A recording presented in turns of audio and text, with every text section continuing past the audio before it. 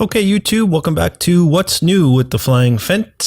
This is the 23rd of January 2015, and there are a couple of pieces of news that I found interesting today that World of Tanks has put out. So let's take a look. The first one, lifting the blockade of Leningrad. This is an event expected to be a quick campaign. The siege of Leningrad commenced in the autumn of 1941.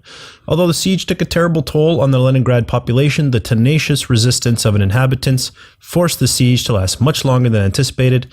After 900 days of grueling conditions, the city was finally relieved by late January 1944 after a combined effort of the Soviet Union and her allies expelled the Wehrmacht from the city outskirts.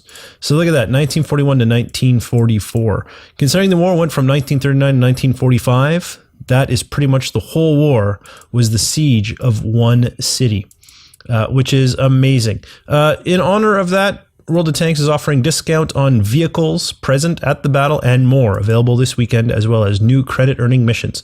So it starts today, Friday the 23rd, and ends on Monday the 26th.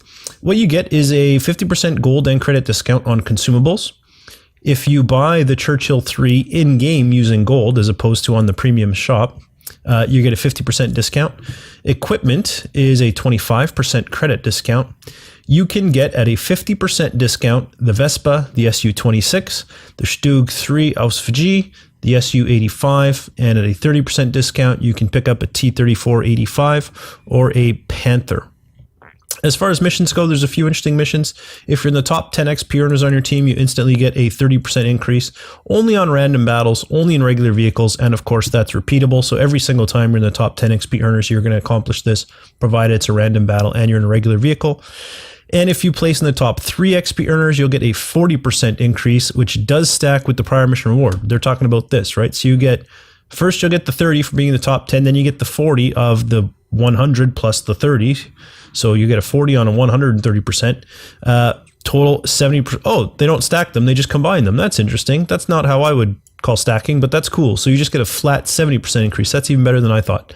Again, random battles only and on regular vehicles, and you'll get that every time you're in the top 3 experters on your team.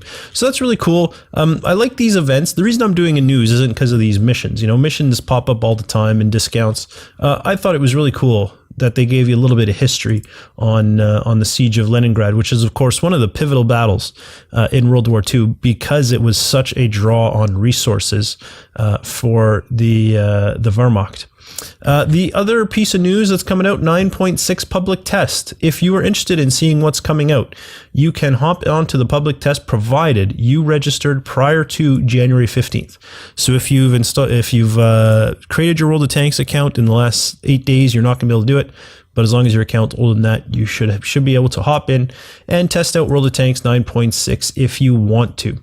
I personally am not going to be hopping in because I don't really have time to do public tests in addition to regular. But if you have a bunch of free time or you're interested in just seeing what it is, feel free to hop in. Main features: view rangers on tank destroyers have been rebalanced. There are new HD models for the Löwe, the Ferdinand, the E100, the Tiger P, the T95, the Object 704, and the AMX 50B. There are crew role classification retraining, and there are some additions to strongholds. So if you're very interested in strongholds, it might be worth checking this out. You can also see the notes section, which is right here. You can expand. You can see all the new things that are going in. They obviously put in, highlighted the things that they thought were important. But there's a lot. You can see there's a lot of stuff here.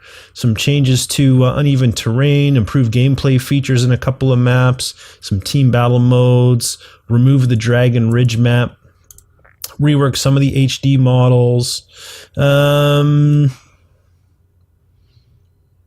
You can also see they've done some minor changes to vehicles as well, changing reload times and dispersions and all kind of stuff. But all the notes for 9.6 are here. Of course, just because it's on this list doesn't mean it's going to be in 9.6 when 9.6 goes live. That's one of the reasons why they run these little test events. But if you're interested in seeing what 9.6 has to offer, feel free. You can get the lowdown on the operations right there in their handy little guide.